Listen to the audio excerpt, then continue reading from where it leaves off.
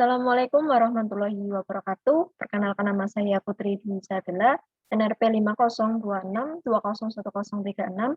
Saya dari tim Unicorn MPTI kelas C.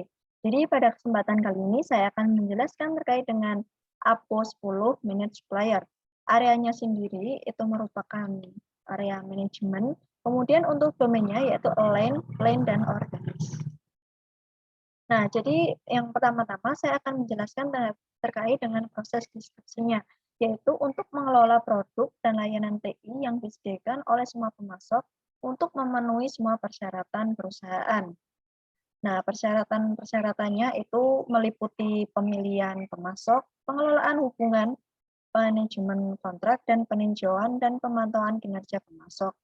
Nah, untuk manajemen kontrak sendiri itu terdiri dari negosiasi. Sebenarnya negosiasi itu apa sih?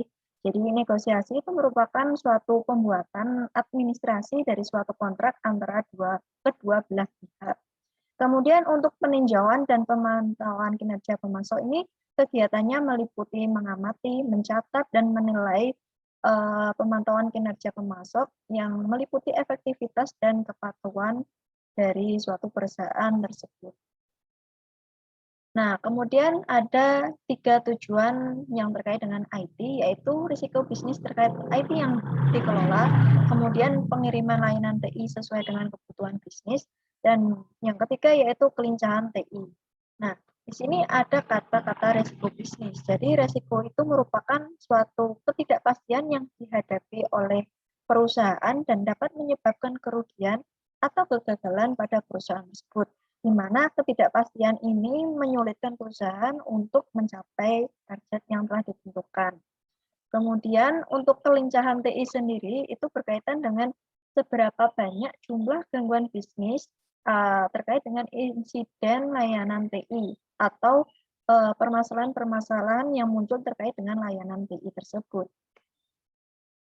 Nah, di sini juga ada 3 tujuan proses, yaitu yang pertama, pemasok melakukan sesuai kesepakatan, yang kedua, risiko pemasok dinilai dan ditangani dengan benar, dan yang ketiga yaitu hubungan pemasok bekerja secara efektif.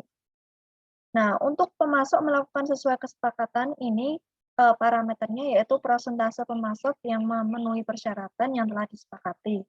Kemudian untuk poin kedua, ini parameternya yaitu seberapa banyak jumlah kejadian terkait dengan resiko yang mengarah pada insiden layanan. Sedangkan untuk yang ketiga, itu parameternya yaitu jumlah pertemuan terkait dengan tinjauan pemasok. Nah, kemudian saya akan menjelaskan terkait dengan RACI chart. Jadi, sebelumnya RACI chart itu merupakan singkatan dari Responsible, Accountable, Consult, Informed chart. Jadi ada seperti kotak-kotak gitu.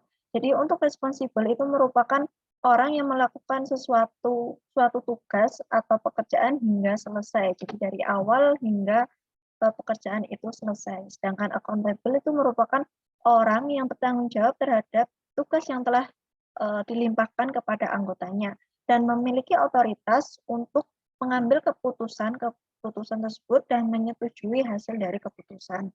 Sedangkan untuk konsultan ini adalah orang yang biasanya memberikan saran atau umpan balik kepada orang yang kepada tugas-tugas yang telah dikerjakan sebelumnya. Sedangkan untuk informed ini adalah orang yang mendapatkan informasi terhadap kemampuan-kemampuan proyek. Nah, adapun tabel RACI chart-nya itu bisa dilihat seperti gambar berikut. Jadi untuk APO 10T01 ini ada peran konsultan itu pada Chief Financial Officer, kemudian Business Process Owner, kemudian juga ada Health Human Resource, Compliance, Audit, sedangkan untuk kemudian ada juga Head Architect, kemudian Head Development, Head IT Operation, Head IT Administration, dan lain sebagainya. Begitupun untuk responsible pada APO 10.04 yaitu Manage Supply Risk ini di pelakunya yaitu Chief Risk Officer. Begitupun seterusnya. Nah, kemudian saya akan menjelaskan terkait dengan manajemen praktis. Yang pertama, APO 10.01, yaitu mengidentifikasi dan mengevaluasi hubungan kontrak dan pemasok. Poin-poinnya yaitu identifikasi pemasok dan kontrak terkait dan mengkategorikan mereka ke dalam jenis yang signifikan dan kekritisan. Kemudian menetapkan kriteria evaluasi pemasok dan kontrak. Dan yang poin ketiga yaitu mengevaluasi keseluruhan portofolio yang ada dan alternatif pemasok dan kontrak. Kemudian untuk APO 10.02 yaitu pilih pemasok. Pilih pemasok ini sesuai dengan praktik yang adil dan formal untuk memastikan kesesuaian dari pemasok itu terhadap kelayakannya itu sangat baik berdasarkan persyaratan-persyaratan yang telah ditentukan. Kemudian persyaratan harus dioptimalkan dengan masukan dan pemasok potensial. Kemudian APO 10.03 yaitu mengelola hubungan dan kontrak pemasok. Nah, poin-poinnya yaitu memformalkan dan mengelola hubungan pemasok untuk setiap pemasok, kemudian mengelola, memelihara, dan memantau kontrak dan pemberian layanan. Yang ketiga yaitu pastikan bahwa kontrak baru atau yang diubah sesuai dengan standar perusahaan. Jadi tidak boleh kalau tidak sesuai dengan standar perusahaan. Begitupun juga persyaratan hukum dan peraturan yang telah berlaku.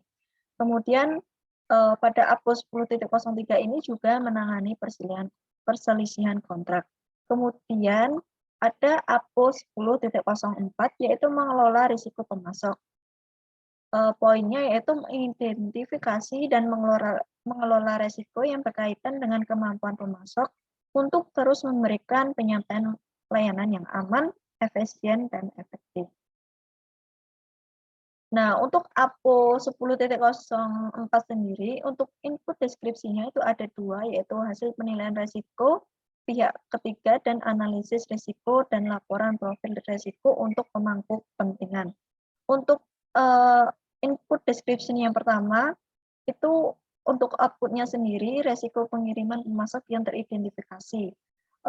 Untuk ini berkaitan dengan APO 12.01, APO 12.03, dan PAE 01.01. Nah, sedangkan untuk input description yang kedua yaitu analisis risiko dan laporan profil risiko untuk pemangku kepentingan, outputnya sendiri yaitu persyaratan kontrak yang teridentifikasi untuk meminimalkan risiko, yaitu untuk internal.